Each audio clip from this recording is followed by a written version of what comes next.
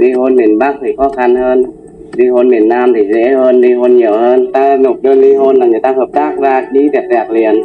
Ví dụ như 100 vụ thì 70 vụ miền Tây. Theo số liệu của Tổng cục Thống kê mới đây, miền Tây Nam Bộ là khu vực có số vụ ly hôn và tỷ lệ ly hôn cao nhất trong bối cảnh tình trạng ly hôn trong cả nước những năm qua tăng mạnh. Vì sao lại như vậy? Cái tâm thế thì mình có công ăn việc làm này, mình có những cái thứ mình có thể làm ra được này, mình không phải dựa vào đàn ông nè, nên là mình cũng thấy tâm thế bình thường, không hợp thì chia tay. Cái quan điểm và cái tư tưởng của người ta về hôn nhân và gia đình nó khá là phóng khoáng, cởi mở, cũng không có cái tính cam chịu nhẫn nhịn cao như là phụ nữ mà chịu ảnh hưởng nhiều của nho giáo như ở phía Bắc. Quý vị đang nghe Venice Fest hôm nay.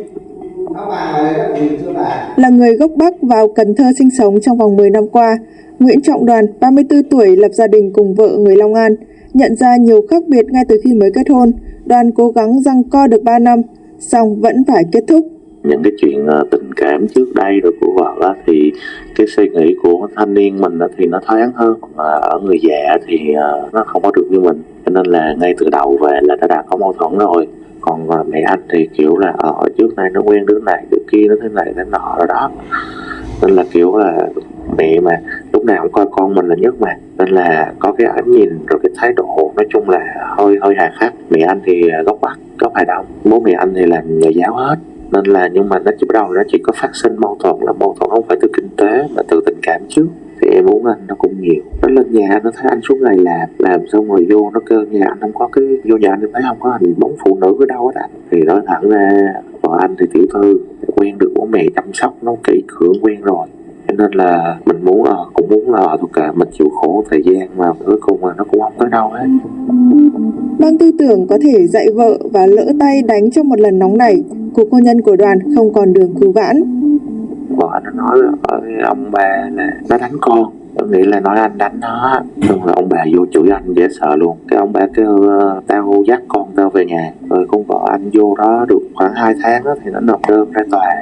Trong cái thời gian đó anh gần như là anh nhúng hết người mình luôn á. Anh vô anh nói bố mẹ vợ anh xin lỗi, anh lỡ tay anh đánh vợ, rồi anh nhận hết sai về anh luôn á. Rồi bố nói thiệt là sau thời gian đó thì ông bố vợ ông cũng cố ông, nhưng mà giờ anh lúc đó nói nhất quyết không là không. Rồi cái anh 3 lần hòa giải anh không ra, tại vì anh biết là đơn ly đơn phương mà ra làm gì. Cho tới ngày này mà tài sự á, thì anh ra anh ký thôi. Lúc mà cố hàng đắng á, anh chỉ nói vợ anh là bây giờ cố gắng đi vì con cái. Thì vợ anh chỉ nói một câu là khi nào mẹ anh chết thì anh quay về.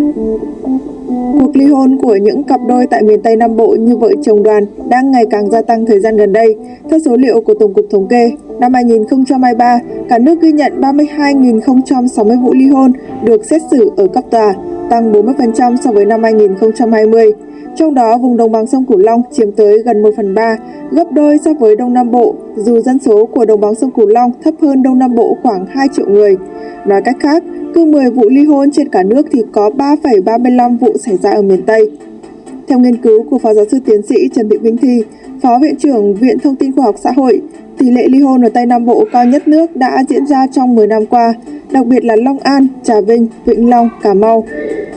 Theo luật sư Phạm Ngọc Trang, giám đốc công ty luật toàn cầu DTG thuộc Đoàn luật sư Bình Dương, nhiều năm xử lý các vụ ly hôn khắp cả nước, ông nhận thấy số vụ ly hôn ở miền Nam, đặc biệt là Tây Nam Bộ luôn lớn nhất. Ví dụ như 100 vụ thì 70 vụ miền Tây, miền Trung 20 vụ, miền Bắc 10 vụ.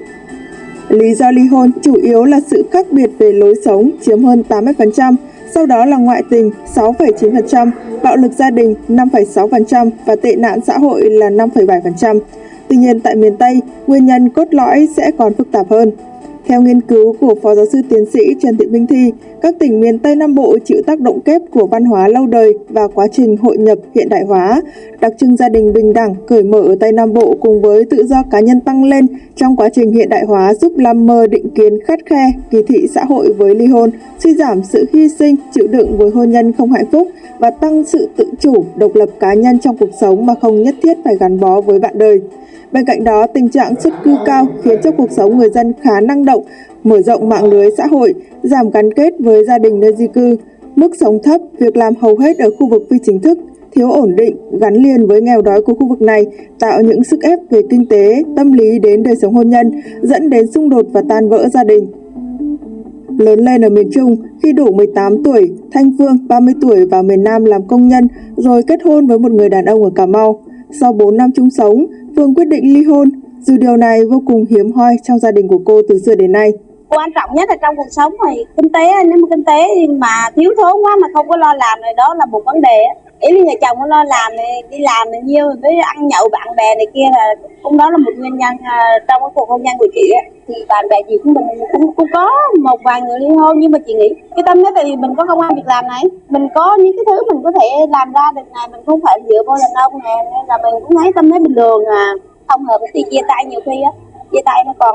đỡ hơn là ở chung, mà kiểu mà mình lúc nào cũng nặng nề về đầu óc rồi này kia thì ly hôn rồi thôi.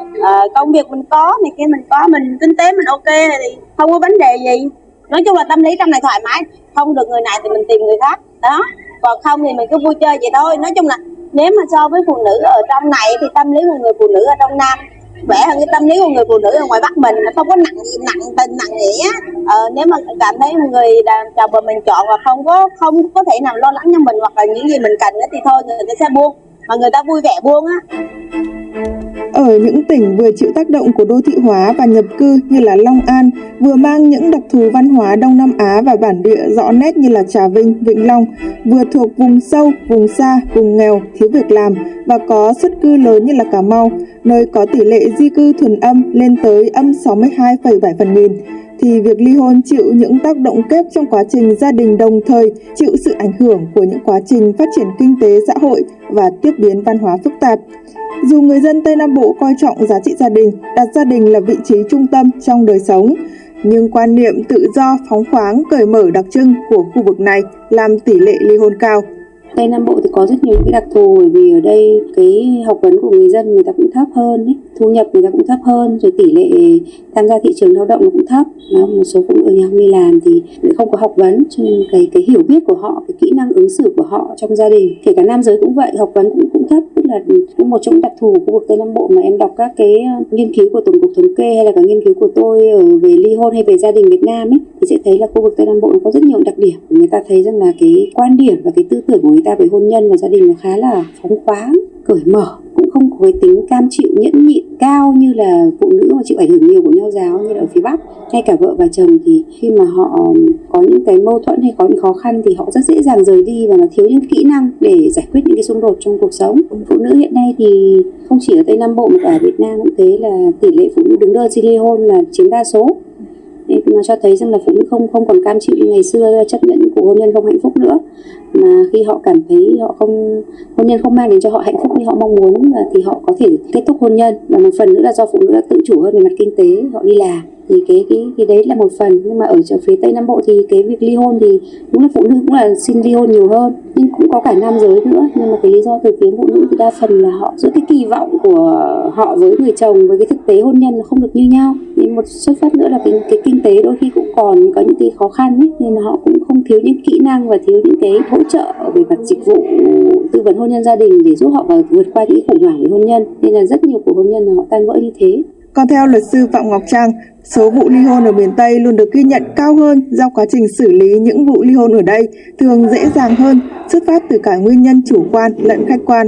Ly hôn miền Bắc thì khó khăn hơn, ly hôn miền Nam thì dễ hơn, ly hôn nhiều hơn. Người ta nộp đơn ly hôn là người ta hợp tác ra đi đẹp liền, ly hôn được liền. Ở miền Bắc thì gây khó khăn cho nhau. Thứ nhất là về tư tưởng văn hóa thì người miền Nam là nộp đơn thuận tình thì thường là đồng thuận được với nhau về vấn đề thuận tình, và người ta ra tòa thì người ta vui vẻ đàng hoàng ký kết. Còn miền Bắc thì vấn đề thuận tình với nhau thì thường là khó khăn.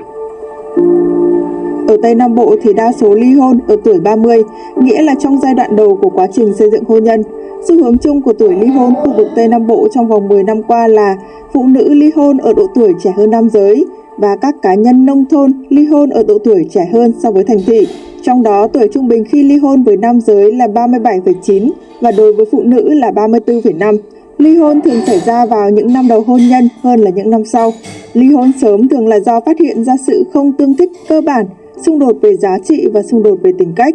Phó giáo sư tiến sĩ Trần Thị Minh Thi cho rằng, nhìn chung thì tỷ lệ ly hôn ngày càng tăng, đặt ra nhiều lo ngại về sự phát triển của con người, dù nhiều trường hợp ly hôn là cần thiết. Thảo My, 26 tuổi, kết hôn với chồng cũ năm 18 tuổi. Sau 8 năm với 4 đứa con nhỏ, My chật vật với cuộc sống sau ly hôn vì chồng cũ nghiện ngập, không có khả năng gánh vác gia đình. Kiểu như là nó chơi đá, anh ở với nó là 8 năm, ở nó là mới có 1 năm đầu thôi, rồi qua năm sau là nó vô con đường nghiện ngập đá rồi này kia là